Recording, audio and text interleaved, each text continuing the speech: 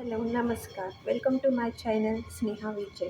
आजची रेसिपी आहे पालक बेसन. तर त्यासाठी लागणारं साहित्य आहे टमॅटो, अनियन, मिरची आणि लसणाचा पेस्ट, थोडंसं जाडसर आणि बारीक चिरलेला पालक, तिखट, हळद, जिरं आणि मोहरी.